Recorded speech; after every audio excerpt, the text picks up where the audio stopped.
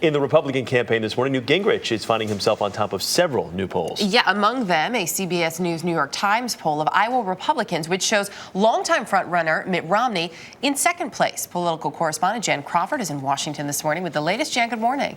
Well, good morning, Erica. Good morning, Chris. Our poll shows that likely Iowa Republican voters think Gingrich is the most qualified of all the GOP candidates to be president. And as a result, he is leading in Iowa. But it's not all good news for him. Most voters have not made up their minds. They could still change their minds. And our poll indicates at least 3 other candidates are still in this thing.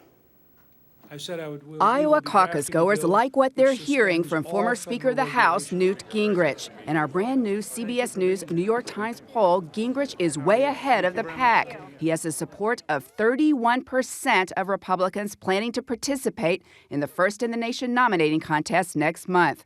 That's nearly double Mitt Romney's 17% and Ron Paul's 16%, the 2 candidates running neck and neck for second place.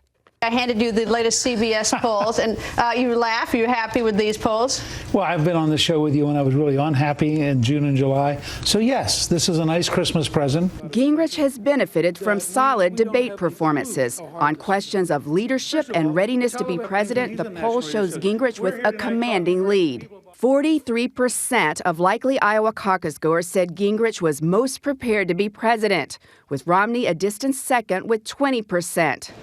For Gingrich, frontrunner numbers mean frontrunner scrutiny and a bullseye on his back for the next 4 weeks. Ron Paul launched perhaps the harshest attack out of the campaign against Gingrich, labeling him a hypocrite. Everything that Gingrich railed against when he was in the House, he went the other way when he got paid to go the other way. He's demonstrating himself to be the very essence of the Washington insiders. It's about serial hypocrisy. Expectations for Romney in Iowa are low, but on the critical issue of the economy, which 7 in 10 voters say is even more important than social issues, Romney remains ever so slightly ahead of Gingrich. But it's very close on Romney's signature issue. The former Massachusetts governor has, until recently, been riding a wave of perceived inevitability. Now he, too, has to engage with rival Gingrich. If the American people believe that what we need is someone who spent the last 40 years or so in Washington, D.C., working as an insider, why, he's the right guy. Now, if Gingrich does stumble, both Ron Paul and Michelle Bachmann, surprisingly enough in our poll, could be poised to make a move. Both of those candidates are generating enthusiasm, and they're really polling well when voters are asked who best represents your values and who promotes conservative causes. So this thing is wide open. Erica?